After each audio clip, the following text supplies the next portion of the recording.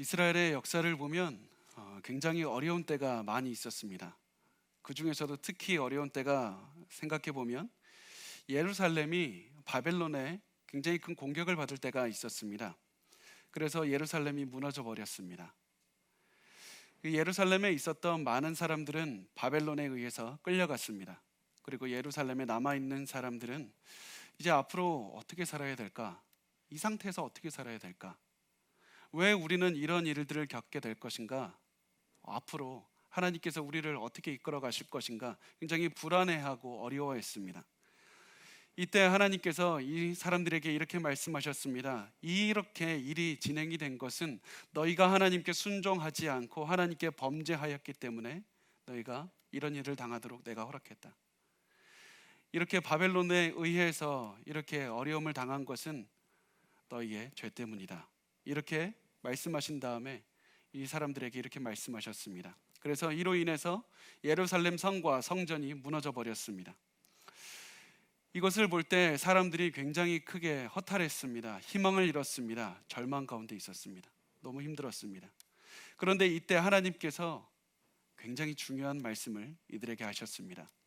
말씀이 이사야서 52장 7절에서 8절 말씀에 나옵니다. 같이 읽어보겠습니다. 좋은 소식을 전하며 평화를 공포하며 복된 소식을 가져오며 구원을 공포하며 시온을 향하여 이르기를 내 하나님이 통치하신다 하는 자의 산을 넘는 발이 어찌 그리 아름다운가. 내 파수꾼들의 소리로다. 그들이 소리를 높여 일제히 노래하니 이는 여호와께서 시온으로 돌아오실 때 그들의 눈이 마주 보리로다. 하나님께서 파수꾼을 소개하십니다.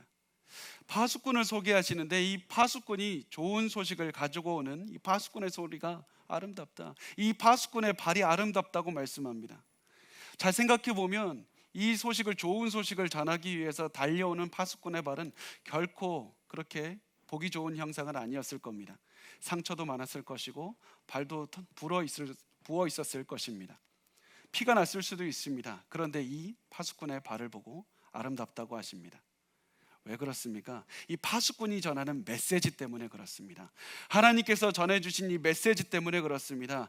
이 사람이 전해주는 메시지가 이랬습니다. 굉장히 좋은 소식이었습니다. 그 좋은 소식의 내용은 하나님께서 여전히 이 땅의 왕이시고 그리고 이 시간이 지나서 언젠가 하나님께서 다시 이 땅을 돌아오셔서 평화를 이끌어내시리라. 하나님께서 다시 한번 통치하시리라. 언젠가 하나님께서 통치하시는 날을 맞이하게 될 것이다. 기쁜 소식을 전했습니다. 그래서 그날에는 사람들이 다 모여서 하나님을 찬송할 거라고, 그래서 그런 좋은 소식을 전하는 사람의 발이 너무나도 아름답다고 이렇게 말씀했던 것이었습니다. 그날 이후로 유대인들은 언젠가 하나님께서 다시 돌아오실까, 언젠가 다시 돌아오셔서 통치하실까, 그 날만을 기다리면서 살았습니다. 그렇게 시간은 흐르고 흘렀습니다. 그렇게 흘러서 신약시대가 되었을 때 한 사람이 굉장히 중요한 얘기를 했는데 그 사람의 이야기를 듣고 온 세상 사람들이 놀라는 그런 일이 벌어졌습니다. 그 말씀이 마태복음 4장 17절 말씀에 나옵니다. 우리 같이 읽겠습니다. 이때부터 예수께서 비로소 전파하여 이르시되 회개하라 천국이 가까웠느니라 하시더라. 여기서 천국이라고 번역된 헬라어를 그 말 그대로 보면 하늘의 왕국이 됩니다. 하늘의 왕국이 가까이 왔다. 하늘이라는 말은 하나님이라는 말에 그 상징하는 말입니다.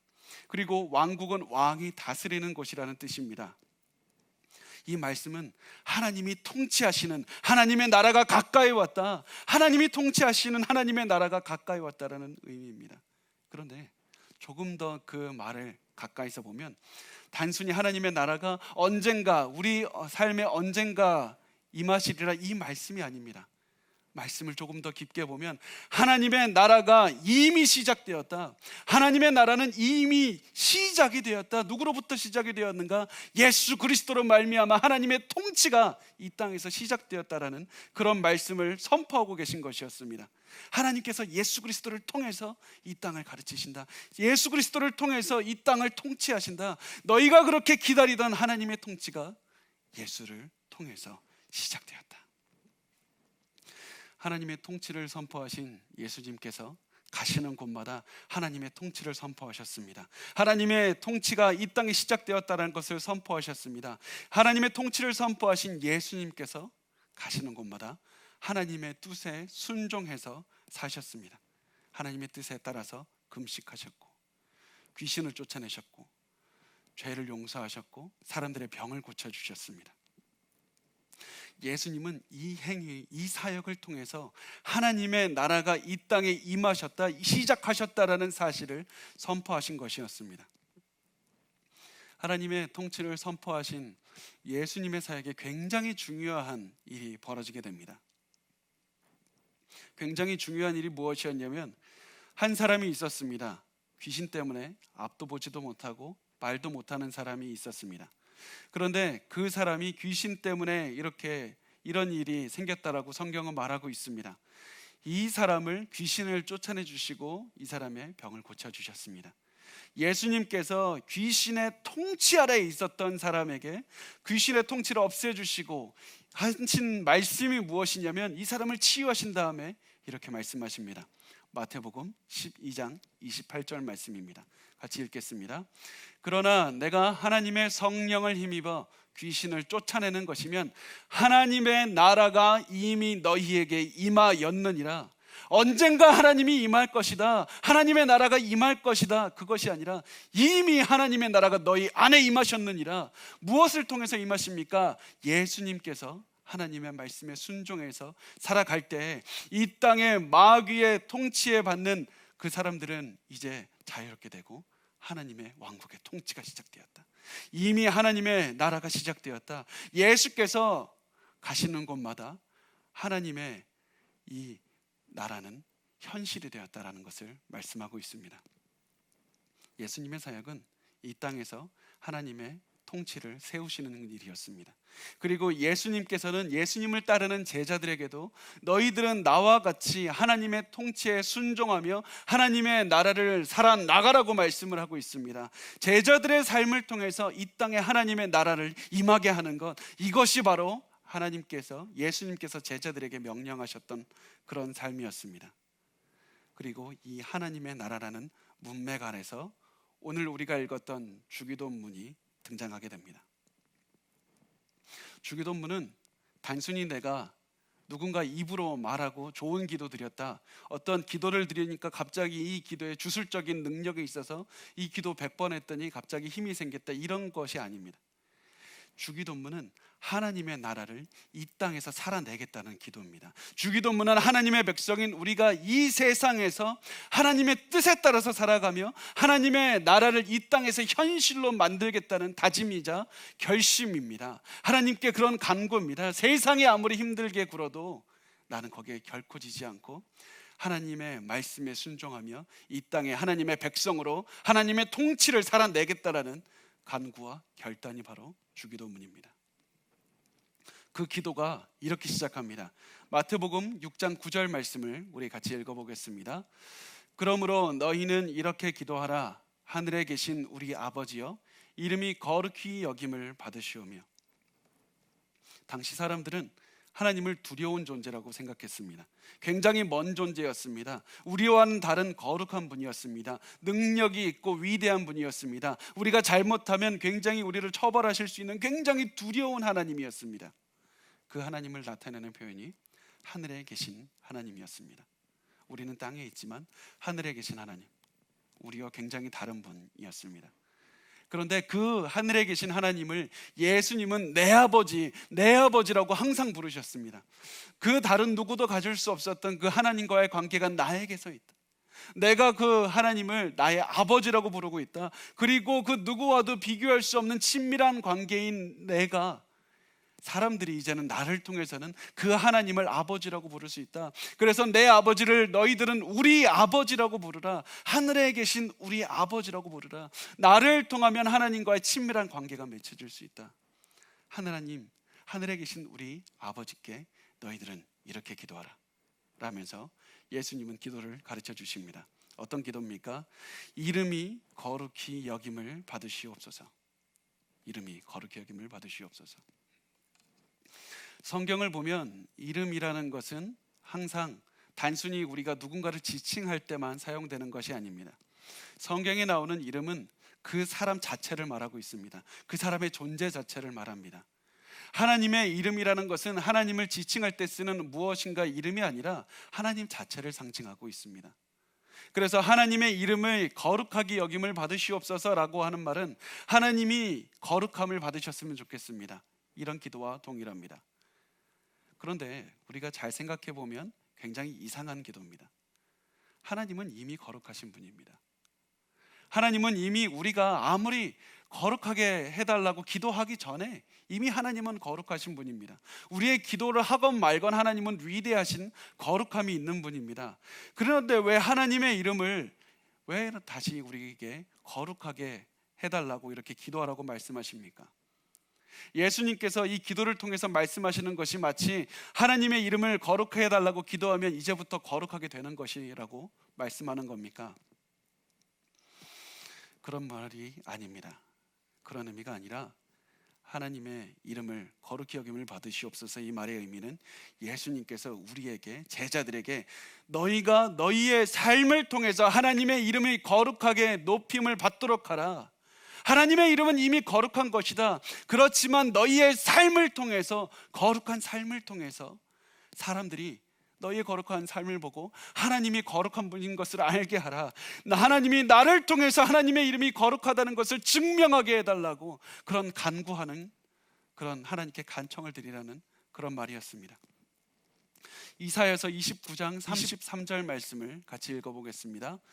그의 자손은 내 손이 그 가운데에서 행한 것을 볼 때에 내 이름이 거룩하다 하며 야곱의 거룩한 일을 거룩하다 하며 이스라엘의 하나님을 경외할 것이며 내 손이 그 가운데서 행한 것을 볼 때 너희가 거룩하게 사는 것을 볼 때 하나님을 거룩하다고 인정하게 될 것이다.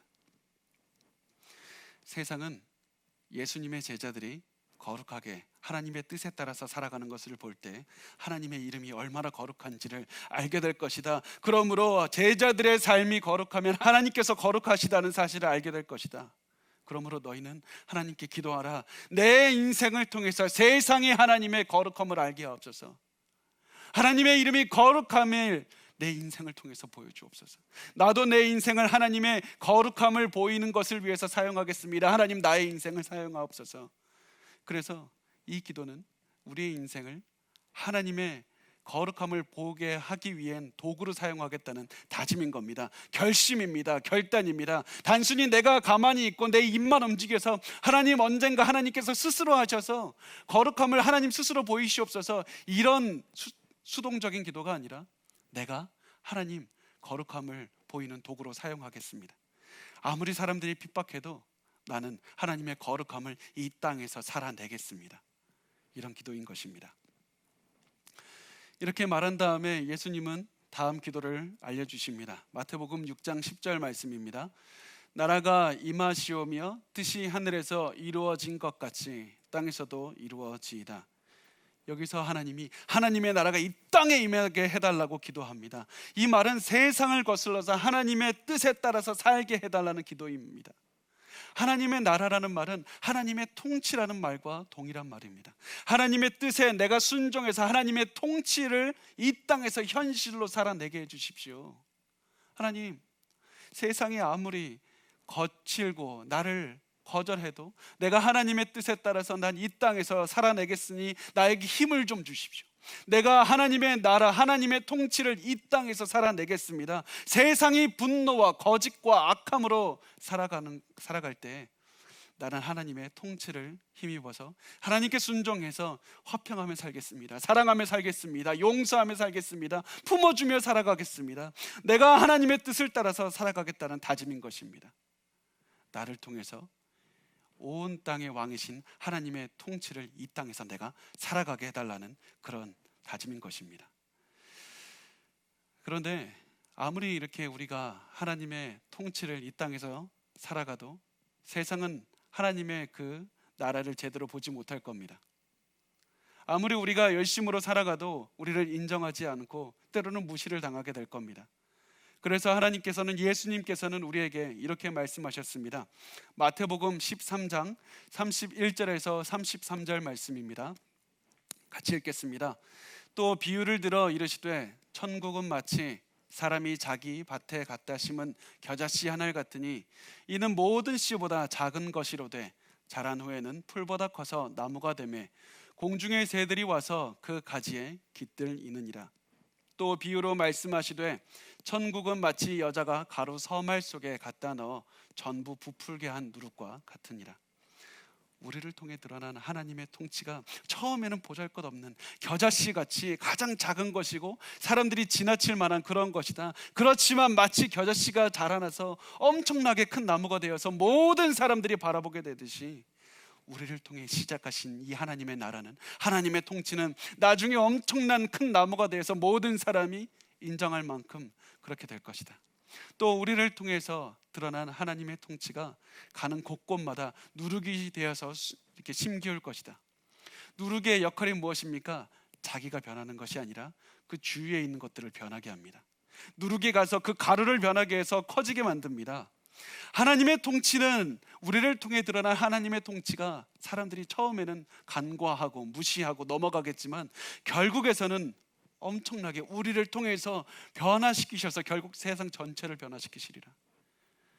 결국에서는 그래서 모든 사람이 하나님 앞에 무릎 꿇고 기도하는, 하나님의 뜻을 행하는 그날이 오리라. 그래서 그날이 오기까지 너희는 하나님의 뜻을 행하기로 간구하라. 이렇게 말씀하셨습니다. 이렇게 우리가 하나님의 뜻을 매일매일 행하면 하나님의 뜻이 하늘에서 이루어진 것 같이 땅에서도 이루어질 것이다. 하늘에 무엇이 있습니까? 천사가 있습니다. 천사들은 하나님의 말씀에 순종해서 매일 살아가는 존재들입니다. 천사들은 하나님의 뜻을 항상 행합니다. 하늘은 항상 자동적으로 하나님의 뜻이 행해지는 곳입니다. 그러나 땅은 하나님의 뜻에 거슬러서 사는 많은 사람들이 있습니다. 하나님의 불순종에서 살아가는 수많은 사람들이 있습니다. 그래서 하늘에서 하나님의 뜻이 온전히 이루어지듯이 이 땅에서도 언젠가 모든 사람이 하나님의 뜻을 자동적으로 행하는 그날이 오기까지 내가 쉬지 않고 하나님의 뜻을 행하겠습니다. 하나님의 통치대로 살아가겠습니다. 하나님의 나라를 오늘도 이 땅에서 살아내겠습니다. 그날이 올 때까지 너희는 쉬지 않고 하나님의 통치대로 살아가라. 하나님의 통치대로 하나님의 뜻을 매일 행하면서 살아가라. 이것이 예수님께서 주기도문을 통해서 여러분에게, 우리에게 말씀하셨던 사실이었습니다. 언젠가 몇 년 전이었던 걸로 기억합니다. 몇 년 전에 평신도들을 같이 모아서 모임을 한 적이 있었습니다. 이때 제가 그날에 우리가 무엇이든지 하나님께서 우리에게 주신 것이면 하나님의 뜻은 무엇이든지 따라야 된다고 그렇게 같이 나누었던 그런 기억이 납니다. 그때 성도분들과 하나님의 뜻이면 우리가 그것이 무엇이더라도 하나님께서 우리에게 원하시는 것은 따릅시다. 제가 이렇게 얘기했더니 한 집사님께서 저에게 갑자기 이렇게 말씀하셨습니다. 목사님 말씀대로 하나님의 뜻대로만 살아가야 된다면 우리 전부 다 신학교 가라는 말씀입니까? 하나님의 뜻대로 살아가는 것이 맞다면 우리 전부 다가 다 선교지로 파송돼서 선교사로 살아가라는 그런 말씀을 하시는 겁니까? 우리 다 이제는 목회자가 되는 것이 목사님이 말하시는 것입니까? 제가 그때 그 말을 듣고 이렇게 얘기를 했습니다. 맞습니다. 만약에 하나님의 뜻이 우리 전부 다가 신학교를 가라는 것이라면 전부 신학교 가야 됩니다. 우리 하나님의 뜻이 전부 다가 지금 다니는 직장을 포기하고 선교지로 떠나라는 것이라면 그대로 행해야 됩니다. 우리에게 지금 중요한 것은 어떠한 것은 우리가 하나님의 뜻대로 행하고 순종하고 살아가고 어떠한 것은 순종하지 않겠다라는 그런 것이 아닙니다. 하나님께서 우리에게 원하시는 것은 그것이 하나님의 뜻이라면 무엇이든지 하나님의 뜻대로 행하라. 그것이 무엇이든지 하나님의 뜻대로 순종하라. 하나님의 뜻이 지금 우리에게 원하시는 것이 무엇인지 분별하고 그것을 우리 현실 속에서 살아가는 것, 아무리 그것이 세상에서 살아가는 것이 비현실적이라고 보이고 세상이 반대할지라도 내가 그 말씀대로 살아가는 것이 바로 하나님께서 우리에게 원하시는 것이고 그것이 그리고 그대로 우리가 살아갈 때 하나님의 통치를 이 땅에서 이루며 살아가는 것이라는 사실을 반드시 기억하셨으면 좋겠습니다. 하나님의 통치를 이 땅에서 현실로 살아내는 것이 바로 하나님께서 원하시는 것입니다. 지금까지 우리가 한 주기도문의 한 절반 정도를 봤는데, 지금까지 한 기도를 보면 단 하나도 우리가 가만히 무릎 꿇고 기도하고 거기서 하나님 무엇인가 이루어 주십시오 하고 기도하고 끝나는 기도는 단 하나도 없었습니다. 우리가 분명히 기도하고 우리의 삶 속에서 살아내게 해달라는 간구였고 절실한 하나님께 요청드리는 기도였습니다. 하나님, 내게 힘을 주셔서 내가 하나님의 통치를 이 땅에서 살아갈 수 있도록 해주십시오. 그래서 예수님께서는 이렇게 기도하게 한 다음에, 그렇다면 구체적으로 하나님의 뜻에 따라서 하나님의 통치를 따라서 이 땅에서 살아가는 것은 어떠한 모습인가? 그것을 말씀을 해주셨습니다. 그것이 바로 마태복음 6장 11절 말씀에 등장하고 있습니다. 마태복음 6장 11절 말씀을 같이 읽어보겠습니다. 오늘 우리에게 일용할 양식을 주시옵고, 우리에게 일용할 양식을 주십시오. 일용할 양식은 우리가 매일 먹는 음식을 뜻합니다. 이 음식은 일주일 먹을 음식도 아니고 한 달 먹을 음식도 아니고 1년 먹을 음식이 아니라 매일매일 하나님께 양식을 위해서 기도하라고 말씀합니다. 그리고 이 일용할 양식은 단순히 내가 먹을 것만 뜻하는 것이 아니라 내가 살아가면서 매일매일 필요한 생활 필수품까지 다 포함합니다. 내가 매일매일 하나님께 먹을 양식과 필요한 것들을 하나님께 구하면서 매일매일 하나님 오늘도 주십시오, 오늘도 주십시오, 오늘도 주십시오 이렇게 구하면서 살아가라고 말씀을 하고 있습니다. 나의 능력이 아니라 하나님의 능력을 구하면서 살아가라. 왜 이렇게 말씀하셨을까요? 이 말씀을 이해하기 위해서는 출애굽기에서 만나를 주신 그 말씀을 보면 우리가 이해할 수가 있습니다. 출애굽기 16장 4절에서 5절 말씀을 같이 읽어보겠습니다. 그때 여호와께서 모세에게 이르시되, 보라, 내가 너희를 위하여 하늘에서 양식을 비같이 내리리니 백성이 나가서 일용할 것을 날마다 거둘 것이라. 이같이 하여 그들이 내 율법을 준행하나 아니하나 내가 시험하리라. 여섯째 날에는 그들이 그 거둔 것을 준비할지니 날마다 거둔 것에 갑절이 되리라. 아멘. 이스라엘 백성들이 광야에서 있을 때 하나님께서는 이들에게 만나를 매일매일 주셨습니다. 그리고 이들에게 너는 매일 가서 만나를 주워 오라고, 이렇게 구해오라고 말씀을 하셨습니다. 하나님께서는 왜 만나를 매일 거두라고 말씀하셨을까요? 일주일치를 한꺼번에 주셨으면 편했을 수도 있습니다. 한 달치를 주셨으면 굳이 매일 나갈 필요도 없었습니다. 그런데 굳이 하나님께서는 때로는 이스라엘 사람들이 귀찮게 여길 수도 있게 매일 나가서 거두어 오라고 말씀을 하셨습니다. 그 이유가 무엇입니까? 그 이유는 이스라엘 백성이 매일 하나님을 의지하는 훈련을 하기를 원하셨기 때문입니다. 이스라엘 백성이 매일 먹고 사는 가장 기본적인 문제도 하나님께서 나에게 주시는 것이다. 단 하나도 내 손으로 할 수 있는 것은 아무것도 없다. 하나님께서 나에게 먹여주셔야지 먹을 수 있는 것이다. 그래서 이것들을 매일매일 기억하라. 너희가 만나를 주스러 가는, 거두러 가는 그 날마다 항상 하나님께서 너희에게 이것을 베풀어 주신다는 사실을 기억하기를 원하셨기 때문이었습니다. 그래서 예수님께서는 이렇게 말씀하셨던 것이었습니다. 마태복음 4장 4절 말씀입니다. 같이 읽겠습니다.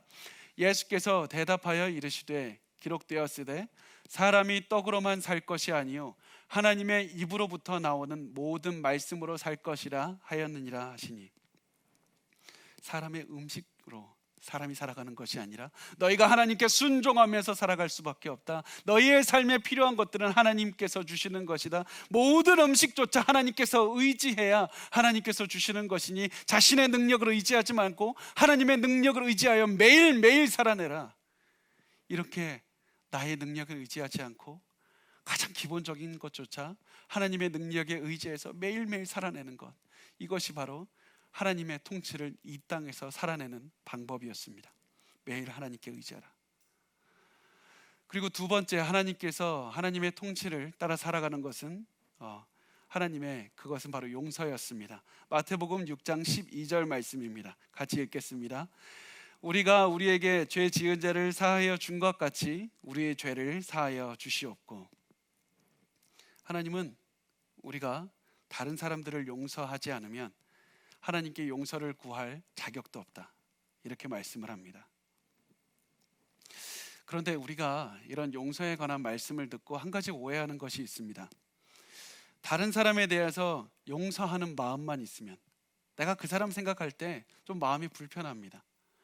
아니면 내가 언젠가 기회가 됐을 때 저 사람을 용서해야겠다, 이런 마음만 가지고 있으면 하나님께서 괜찮다고, 하나님께서 좋게 보신다고 그렇게 오해하실 때가 있습니다. 그런데 여러분 보시면 그런 마음만 가지고 있으면 더 충분하다고 말씀하신 적은 한 번도 없습니다. 다른 사람을 먼저 용서하는 행동을 한 다음에 하나님께 용서를 구하라, 이렇게 말씀하셨습니다. 마태복음 5장 23절에서 24절 말씀을 읽어보겠습니다. 그러므로 예물을 제단에 드리려다가 거기서 내 형제에게 원망 들을 만한 일이 있는 것이 생각나거든 예물을 제단 앞에 두고 먼저 가서 형제와 화목하고 그 후에 와서 예물을 드리라. 이 말씀에서 예수님께서는 용서하려는 의도만 있으면 된다, 또 용서하려는 계획만 있으면 된다, 이렇게 말씀하지 않으셨습니다. 예수님은 우리에게 이것을 요구하십니다. 너는 그 사람을 용서하는 행위를 했는가? 그 사람과 화목하는 그것을 살아냈는가? 너가 그 마음에 가지고 있는 그 마음에 용서하고자 하는 그 부담감을 너희는 그것을 그 사람과 살아냈는가? 하나님의 통치는 단순히 우리의 하나님께서 주신 마음이 가슴속에 머물러 있을 때 되는 것이 아니라 하나님의 통치를 하나님은 살아내라고 말씀을 하고 있습니다. 너희의 손과 발을 통해서 살아내라. 하나님의 뜻을 이 땅에서 행할 때 현실이 되는 것입니다. 하나님께서 우리에게 원하시는 것은 우리에게 죄 지은 자를 용서하는 것이었습니다. 여러분은 하나님의 통치를 따르면서 살아가고 있습니까? 어떤 분들은 이렇게 말씀합니다. 어떻게 그런 말씀을 저에게 하실 수가 있습니까? 제 삶은 그렇게 너무 쉽지가 않았습니다. 나 너무 힘들게 이 자리까지 왔습니다. 굉장히 나를 어렵게 하는 사람이 있었습니다. 그 사람이 내게 그렇게 힘들게 한 것을 목사님 아셨으면 나에게 그렇게 쉽게 용서하라고 말씀하시지 않았을 겁니다. 그것이 용서하라는 것이 말이 됩니까? 저도 분명히 그런 생각을 할 수 있다고 생각합니다. 제 인간적인 생각에서는 우리 많은 성도분들의 이야기를 들으면 용서하지 말라고, 그냥 그렇게 마음 편하게 살아가라고 말씀드리고 싶을 때가 한두 번이 아닙니다. 그렇지만 우리가 이때 주목해야 될 것은 하나님께서 우리에게 말씀하신 것이고, 하나님께서 우리에게 너는 용서하는 그 상대방과 화해하라, 그러고 나서 나에게 용서를 구하라, 너의 죄를 용서를 구하라, 이렇게 말씀하셨다는 사실입니다. 우리가 죄 때문에 망가진 하나님과 관계를 보고 그것을 고치기 위해서 무엇이라도 해낼 수 있는 그런 마음이 있었으면 좋겠습니다. 하나님과 내가 죄 때문에 망가진 것을, 이 관계를 회복하기 위해서는 내가 하나님께서 다른 사람과의 관계를 회복하라, 그 사람을 용서하라, 먼저 너희는 용서하고 너희가 그 하나님의 통치대로 살아내라, 그리고 하나님께 용서의 기도를 구하라. 그것이 하나님의 뜻을 이 땅에서 살아내는 것입니다. 여러분, 하나님께 받은 그 마음대로 세상에서 여러분을 힘들게 한 사람들을 용서하는 그런 삶을 살아내시기 바랍니다. 이렇게 말씀하신 다음에 마지막으로 이렇게 우리에게 기도를 하도록 하셨습니다. 마태복음 6장 13절 말씀입니다. 같이 읽겠습니다. 우리를 시험에 들게 하지 마시옵고 다만 악에서 구하시옵소서. 나라와 권세와 영광이 아버지께 영원히 있사옵나이다. 아멘. 하나님의 뜻을 따라 살다 보면 세상은 너희를 가만히 두지 않을 것이다. 하나님의 뜻에 따라서 하나님의 통치를 가지고 이 땅에서 살아가다 보면 세상은 너희를 절대로 가만두지 않을 것이다. 시험에 들게 할 것이다. 너희를 힘들게 할 것이다. 시험을 피할 수 없을 때도 너무나도 많이 있을 것이다. 그때 너희가 무엇을 해야 되느냐? 시험에 들지 않기 위해 기도해야 된다. 시험에 들지 않기 위해 기도하라. 시험에 들지 않는다는 표현은 내가 시험에 지지 않는다는 표현입니다. 내가 시험에 지지 않는다는 표현입니다. 하나님께서 우리에게 말씀하셨던 것은 너희가 하나님의 뜻에 따라 하나님의 통치를 가지고 세상에 살아가다 보면 세상은 너희를 힘들게 하고 고난을 줄 텐데 절대로 거기에 무너지지 말고 시험에서 지지 마라. 끝까지 하나님의 말씀을 따라서, 통치에 따라서 살아내라. 절대로 무너지지 마라. 끝까지 하나님의 뜻을 행하기 위해서 끝까지 기도하라. 또 시험에 빠지게 되었다면 우리를 악으로부터 구해달라고 그렇게 기도하라. 마귀는 우리가 아무리 계속해서 우리를 악한 곳으로, 시험으로, 어려운 곳으로 몰아넣을 것이다. 그때 그 악마로부터, 그 마귀로부터 우리를 지켜주옵소서. 그렇게 기도하라. 그렇게 기도하고 끝까지 하나님의 통치를 가지고 이 땅에서 살아내라. 매일 하나님의 뜻을 이 땅에서 이루며 살아내라. 하나님의 나라를 이 땅에서 이루며 살아내라. 그렇게 모든 기도를 드리고, 모든 다짐을 드리고, 모든 결심을 드린 다음에 이렇게 기도를 마무리하는 겁니다. 나라와 권세와 영광이 아버지께 영원히 있사옵나이다. 아멘. 이렇게 기도하라는 겁니다. 아무리 세상이 너희를 반대해도 하나님의 나라와 하나님의 능력과 하나님의 권세는 모두가 것이다. 하나님의 것입니다. 세상의 것이 아닙니다. 나는 오늘도 하나님의 통치를 이 땅에서 살아내면서 하나님의 나라를 살았습니다. 아무리 세상이 우리를 반대해도 하나님의 이 매일 나는 하나님의 통치를 살아낼 것입니다. 하나님의 통치는 내 삶을 통해서 매일매일 현실이 되어서 내가 그 현실을 목도하면서 살아갈 것입니다. 우리의 삶이 현실이 된 하나님의 통치는 영원히 하나님의 것으로 남아있기를 간구합니다. 여러분, 우리가 예수님께서는 우리에게 주기도문을 가르쳐 주시면서 우리가 단순히 기도를 입으로 하기만 원하지는 않으셨습니다. 입으로 이렇게 기도하고 무릎으로 기도하고 하나님의 나라를 위해서, 이 순간을 위해서 기도한 다음에 하나님의 뜻으로 가지고 살아가기를 원하셨습니다. 하나님의 통치는 우리가 기도하고 우리가 삶으로 매일매일 살아날 때 우리의 인생에서 현실이 되는 것입니다. 하나님의 통치를 현실로 살아가십시오. 하나님의 통치를 현실로 살아가십시오. 매일 그리스도인들이 하나님의 통치를 가지고 매일매일 이 땅에서 하나님의 뜻을 이루기 위해 살아가다 보면 언젠가 하나님의 통치가 온 세상에 가득하게 될 그날이 올 것입니다. 이미 우리 안에서 시작된 하나님의 통치, 하나님의 나라가 온 세상을 가득 덮을 그날이 올 겁니다. 그때가 언제입니까? 예수께서 재림하시는 때.